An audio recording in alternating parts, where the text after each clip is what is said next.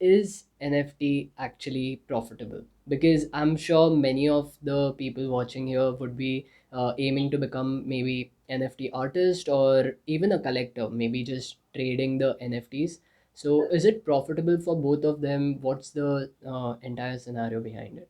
Hello guys, here we have with us Mirza Mujtaba, an amazing NFT artist. In fact, the first bodybuilding NFT artist right from Kashmir and a very close friend of mine. So brother, how are you doing and how's everything with your NFT artworks currently with the Bitcoin and crypto crash going on? And Assalamu alaikum bhaijan. Walaikum assalam, walaikum assalam. Thank you for having me, first of all. I'm really proud as a friend because of the value that you give people with your videos and stuff. And it's my honor to be here and honor that you asked me to be here and share my few cents on this topic. And you introduced me with an introduction that is really impeccable. So basically, I'm the first bodybuilding NFT artist and one of the first started out NFTs when India had like around 150 crypto artists. That was uh, February this year, and as of now, where we currently stand, we have at least 5,000 to 6,000 NFT artists who are fully functioning from India. In between the crypto crash and uncertainty of bans and stuff.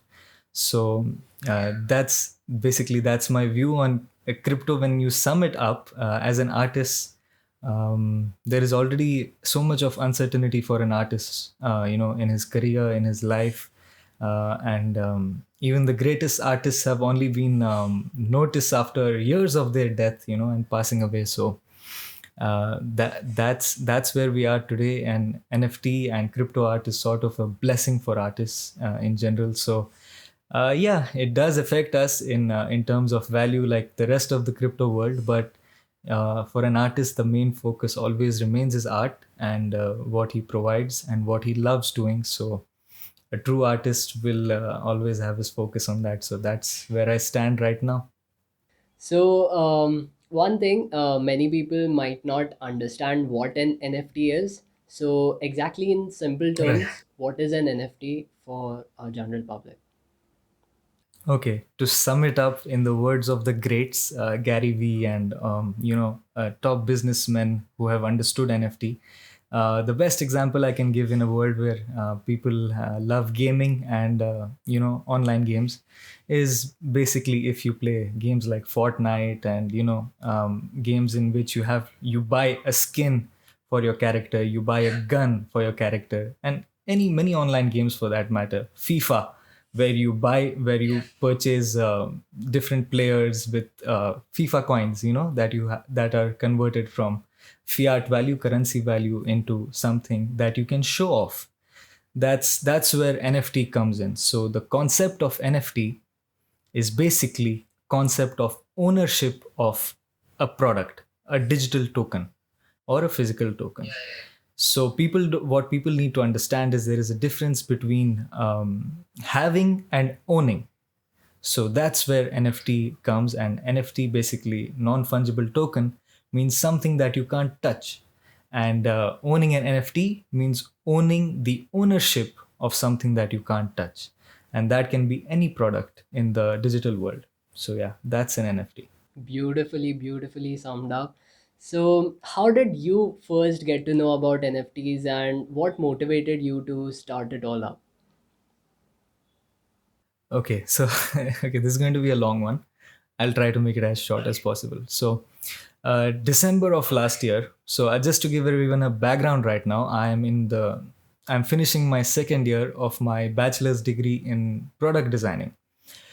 So, ever since from fifth grade, sixth grade, I was very into graphics design, and different kinds of design.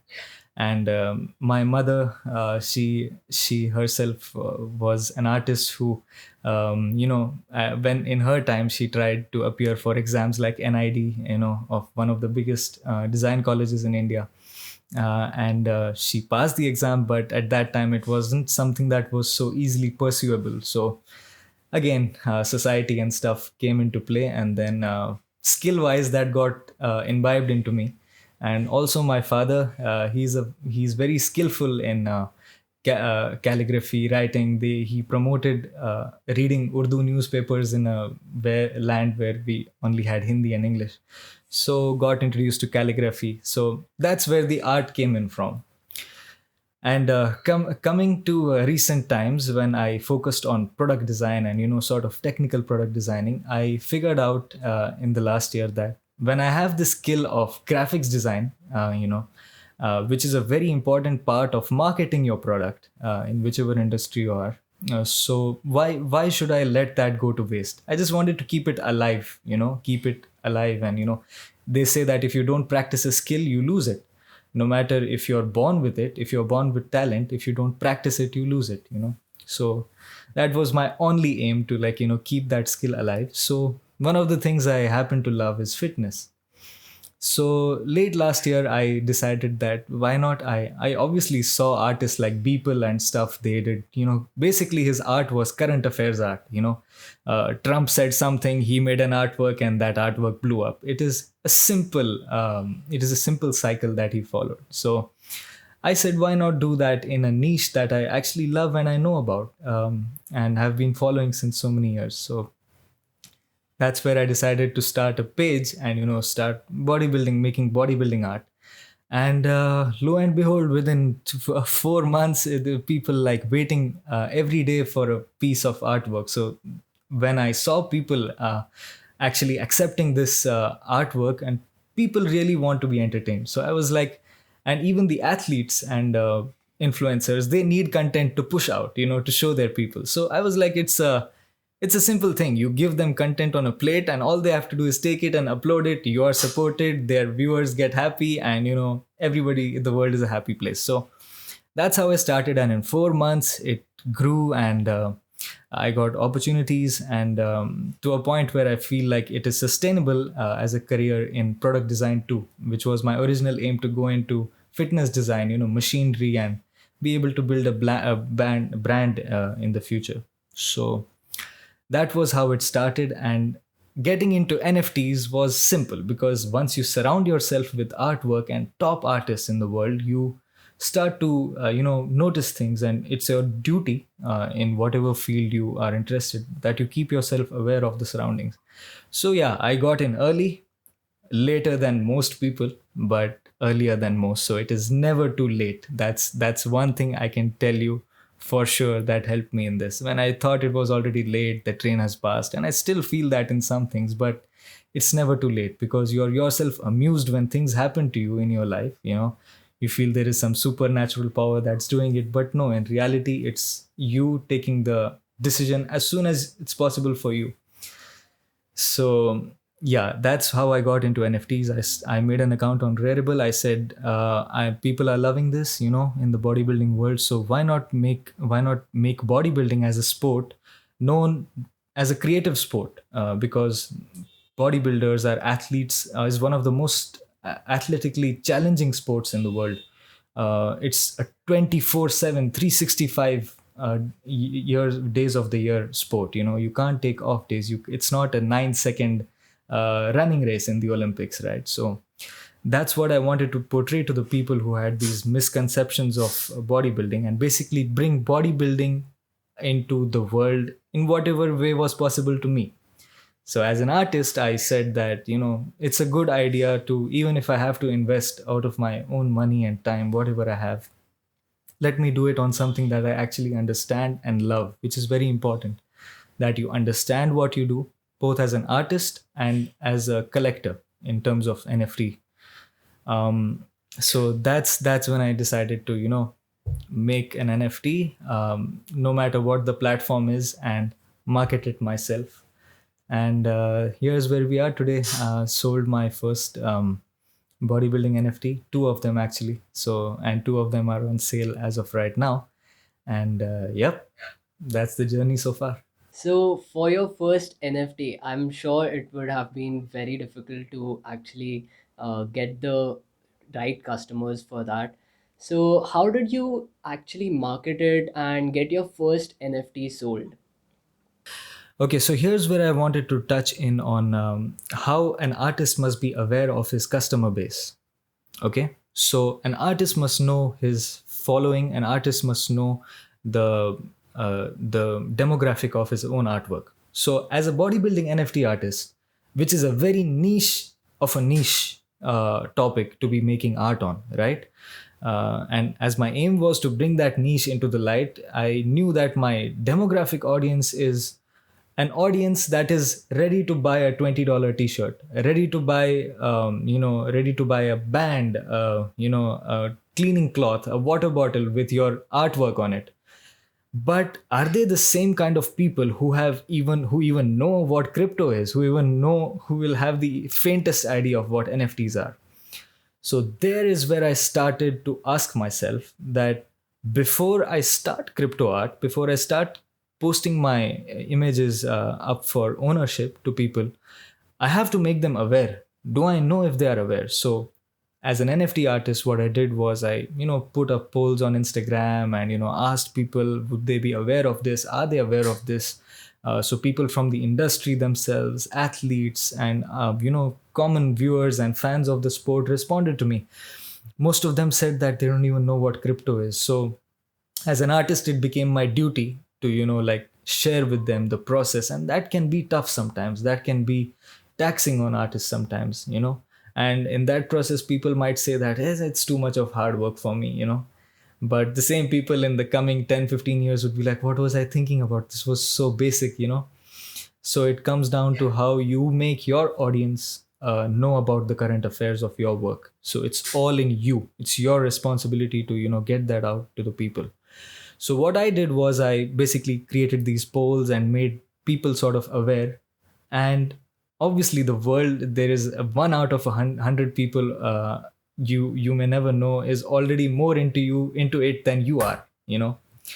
So that's what happened basically. So somebody from so the first NFT artwork was a private token transfer to a person whom I don't know. He bid out of nowhere, and I didn't know that the bidding could still go. So what I just did was I transferred the token.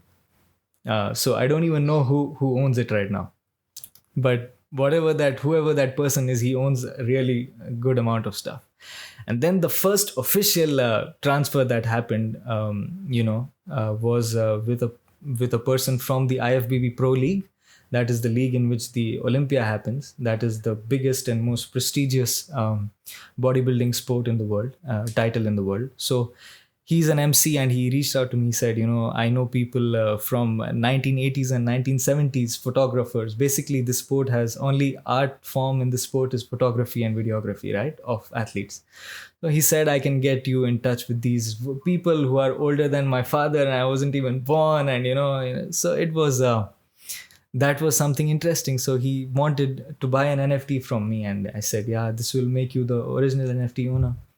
So that's how it went about, and that was again a private token transfer to him. That was how I sold my first NFT, by sort of myself educating people and trying to understand my audience, sort of. And basically some artworks I customize to my audience's liking sometimes, which is may be good or may not be good for different kinds of artists. But that was the story, and that's what an artist should know about how to market his first NFT. Okay, so that was quite a deep insight into how to market it. I'm sure the audience would have loved it. But there was something that you had explained to me before. So the concept of two marketplaces, one was open for all, and the other was for invite only. So can you brief us about that? Because I think coming out from an NFT artist himself would be better. Right. Okay, so basically, as you might have seen Ali's old videos, I'm sure you have these sites listed down. So there are sites that are open to all. They are like the lost and found of NFT, artwork. People recopying other artworks, uploading that stuff up for NFT ownership, and good people, really skilled people who don't have good followings or not that kind of limelight, who try to sell their stuff. or artists who are really who sell something that is really innovative and may not involve too much of artwork, but they are basically the marketing kind of artists. For example, artworks like crypto punks, or these kind of artworks are basically can be done by anybody. So the artists who make art seem easy, uh, basically these kind of artists are understood, and those kind of artists are actually given that limelight because they are doing something that people feel that if Logan Paul owns this artwork, or if Jake Paul, or these big YouTubers and Mark Cuban, if he owns this artwork, if it is really worth that much, I want to own this. They don't understand the artwork, but they want to own it. So these are the kind of artists that are more available on these lost and found platforms like Rarible and OpenSea. So that's the kind of place where you get these people coming to platforms that have invite only and care about the people that represent the platform and sell on the platform. They are basically invite based platforms where basically the only way an artist can get into is either have a huge following, years of following, and social media presence.